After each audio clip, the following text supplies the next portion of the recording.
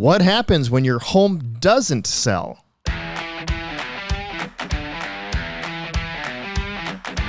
You are listening to Home Seller's Advantage. I'm Aaron Zapata, your co-host. And I'm Todd Anderson, your other co-host. We are the Bald Brothers team at Impact Properties, and we are here to give you the Home Seller's Advantage. You can find us online at www.baldbrothers.tv. Again, that's baldbrothers.tv. Or you can call us at 833-305-BALD. That's 833-305-2253. Give us a call today. Hey, welcome back to the show. This is a bonus episode that we're throwing out for our YouTube subscribers. So if you are listening to this on the podcast, it's going to be a shorter one. It's a special bunch, those YouTube They subscribers. Hi, guys. We're waving to you right now on the camera. They're few, but they're proud. They are. They're Bald Brothers. It's right. You get to see our bald heads, not just hear our voices. So, hey, thanks for being YouTube subscribers. But we wanted to just say, you know, it's not always a success when a homeowner goes to list their house. Sometimes properties do not sell. Mm-hmm. And realistically, there's only one reason that it does not sell, and that's price. Mm-hmm. It really is. It's just all about price. There is a buyer out there for just about anything. You can sell just about anything, but you're right. It comes down to price. It comes down to proper pricing from the beginning, and then also proper price adjustments throughout the process of listing the home. That's right. I have an agent that I know, and he used to say, you know, there is a house price for a stinky house, and there's a home price for a luxury home. Yeah. You know, there's, wherever it is, there's going to be a price appropriate to the condition of the home. Mm-hmm. And so what happens if you do not sell your home during your listing contract time? Well, that's what we call in our industry as an expired listing. Mm-hmm. That's when it has gone through the entire marketing period that you had pre-selected with your agency, and it doesn't sell. Yep.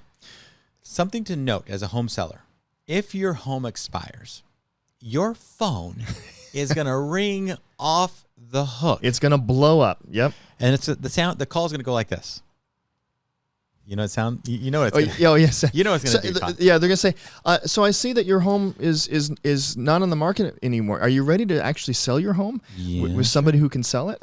Yeah, right. And so how come? So you mean you can sell it? What do you mean? Yeah. Well, we have buyers. And that's always the line. And by the way, I cut my teeth on making these calls. When I first got into real estate all day long, I had these lists of expired listings, and I would just go down the list, and it drove me. In fact, when I first connected with Aaron, we started working together, and I was still kind of getting started in real estate, I told Aaron, I said, yeah, I love real estate, but it's so boring.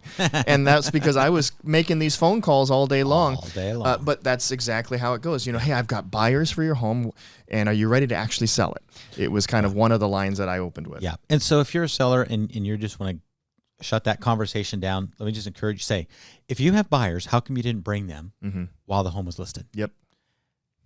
There's no answer to that, because the reality is it's a script that people use in order to get the listing. Yeah. And Todd and I are you know, we like sellers. Mm-hmm.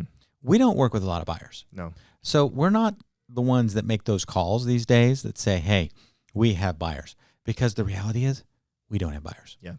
99% of the time, we do not have a buyer. And by the way, we do work with buyers, but of course we do. But our main demographic is sellers, and oftentimes our sellers are the buyers. They sell their home and they need to purchase a replacement home, and that's oftentimes where our buyers come from. Correct. And so when you look at our inventory and you look at our track record, you know, Todd and I have sold hundreds of homes, and we know hundreds of thousands of homes. Hundreds of thousands. No, we haven't. Millions and millions and millions and millions. Yes, no, not that many. But so we have a specific process that we follow that we encourage our sellers to use, help them with marketing, with pricing. Yep. And even in that case, you know, Todd and I have a recent one that just expired. Yep. And we're honest with our clients as to what's going on. And this client is going to relist with us in the spring when in her area the snow thaws. It's a little more marketable time. I had a conversation with her actually, and we actually had it in escrow a couple of different times. And the buyers on both sides failed to perform. and she lives in an area where this is not really a good time to sell. So it expired. Now, if your listing expires, you do have the option to renew a listing. Yeah. But in this case, our advice to her was to let it sit for 90 days until we get into the spring and start again. It'll be like a fresh new listing.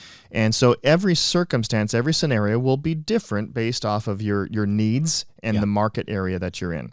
And agents should not be soliciting your listing if you are still active. Yes, you know, that's a no-no. If you're almost 6 months on the market, you should not be getting calls from agents that say, hey, we see you're about to expire. We want to talk to you. But that does not stop you as the homeowner from making plans. That's right. And being proactive. Yeah. You can start interviewing anybody. Yeah. But they can't take any activity. That's right. They can't take any action or encourage you to try to terminate that listing contract early. Yep. So just keep that in mind. Like you as the seller, if you're coming up on an expired listing, obviously it's disappointing. I don't know any homeowner that gets to the end of a contract that hasn't sold and like, I'm super excited that it happened that way. Yeah. Like they're all sad. Yeah. You know, they're all disappointed. And let us encourage you, you know, that's a little bit stressful. It's a little traumatic. Interview and get back on that horse. If you have a home that's sellable and perhaps it was marketing, perhaps it was pricing, perhaps it was, you know, an agent that just didn't do their job. And we've seen that. We've seen where we're looking at homes and we're like, Todd, I'm going to say this. I looked at a property description today. Brand new listing. Terrible photos. Only 9 photos. I'm reading through the property description, and there are brackets in the description that say, add amenities here about the home. So they have their own notes. There was brackets at the end that says, add desirable things about the neighborhood here. Oh, my goodness. And at the end, you know, feel free to add. It was a template. And the thing is, that's not only on the MLS, that's going off on Zillow, Redfin, all of the consumer websites are getting those brackets as well. I was shocked, Todd. So this is the thing. Sometimes a listing doesn't sell and it expires through no fault of the realtor. That's true. And we would like to say that more than likely that's not going to be the case with us because this expired listing we just had is the first one in 4 years. Yeah, that we've actually had that expired. Now we have people that have chosen and changed their mind and decided to. But it went into escrow and the buyer didn't perform. Yes. And so now it's a strategic choice to pause. Yes. Right? Yeah. But there are times in which an expired listing is actually because whoever you hired really wasn't doing the right job. And I would say if you're leaving brackets in your property description, there is a significant lack in marketing expertise. Yeah. So a couple things else to think about. Depending on your contract that you signed, if a listing expires, you're under no obligation to renew. You're under no obligation to extend, depending on how it's written.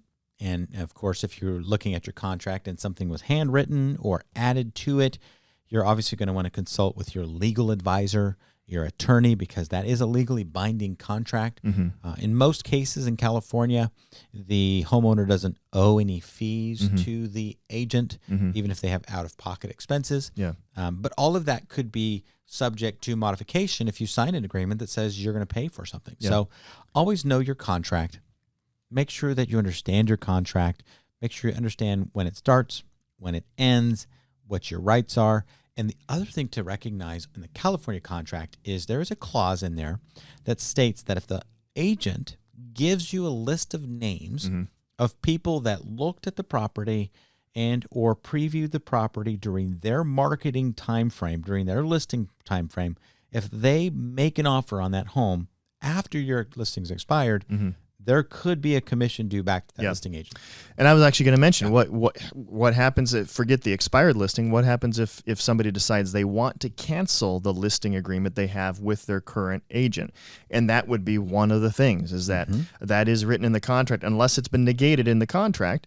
If the listing is canceled, that agent more than likely is going to be entitled to a commission if during his marketing or her marketing phase of the property, somebody went through, saw the home, and then decided to move forward with presenting an offer. Right. So it's super important to understand your contract. I have been in small claims court representing my escrow division at the time. This was probably 15 years ago. And the buyer in this particular case, and I'm going to talk, it doesn't really apply, but it does apply to show you the way the court views these contracts, is this buyer backed out of escrow. And the seller said, look, you backed out after your contingency periods, your good faith deposit, which at the time was $5,000, which today doesn't seem like a lot, but 15 years ago, that was a pretty good sized deposit. Well, anyways, the buyer was like, I should get my money back. The seller said, no, you deserve to give me the money. And the court ruled in favor of the seller to keep that deposit.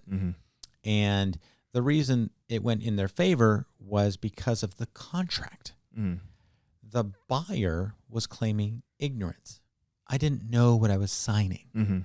And so keep in mind, you can't claim ignorance when it comes to the contract you're signing with your agent. Yeah. And in this case, the buyer was an educated man. He was a teacher. He had a master's degree. Yeah. And the judge literally scolded him and said, you're telling me that you sign contracts that you don't understand what they mean? And your agent didn't explain it to you, and you didn't say to your agent, hey, hold on a minute. I don't understand this. Before I sign it, explain it to me. You're telling me as a person who is a teacher and holds a master's degree that you didn't do that? And he said, I rule in favor of the seller. The seller gets your money, because contracts, people don't do dumb things like that. And basically just scolded him. He said, you're ouch. Yeah, ouch. And he walked away with his tail between his legs, and we cut a check to the seller for $5,000. Yeah. Wow. Your contracts matter. Yep. Who you hire and work with matters. Understanding your rights per the contract matters. And so let us just encourage you, before you go into that contract, know what you're signing, work with an agent you feel comfortable with. And then if it expires, expect the onslaught of phone calls. Yep. Because it is happening more. In fact, I was talking with one of our other agents today, Todd, and she had looked at a property and she loved it, but it expired. Yeah. And so she's like, what now? I'm like, well, if it does expire, every agent can go and say, hey, let me relist your property. Let me sell your house. That's totally going to happen. Yeah. So just be ready for that onslaught of calls. Yeah. Work with somebody that you like and trust. That's and can right. help you get your property sold. That's and right. Listen to their advice. Yeah. Be willing to, you hired them for a reason. And if you're going to hire them and then not listen to them, it's true. There's a problem there. So yes, listen to the advice. You are not obligated to follow the advice, but it is in your best interest if you're paying for someone's expert opinion and advice and counsel to heed it. That's right. Hey, so thanks for listening to this bonus episode. And if you are on our podcast, we would love for you to leave us a 5-star review. Let us know that you're learning something, what you like about it. And if you don't like it, as Dave Ramsey says, you don't have to listen. You can go listen to something else.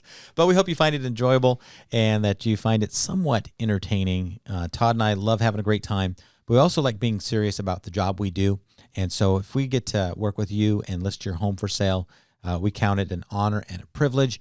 And so we're going to thank you in advance. Give us a call at our 800 number. It's toll-free at 833-305-BALD. That's 833-305-2253. Or you can find us and all of our episodes on our website at baldbrothers.tv.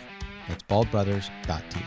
Thanks for tuning in, listening, and for some of you who just love watching our bald heads in action, watching us on the YouTubes as well. That's right. God bless. We'll talk to you soon. Thanks for listening to the All Things Real Estate Show. The Bald Brothers team is a licensed DBA of Impact Properties, Inc., licensed by the California Department of Real Estate number 019226671. If you'd like to reach us, you can call us at 833-305-BALD, or you can reach us online at baldbrothers.tv. Equal housing opportunity.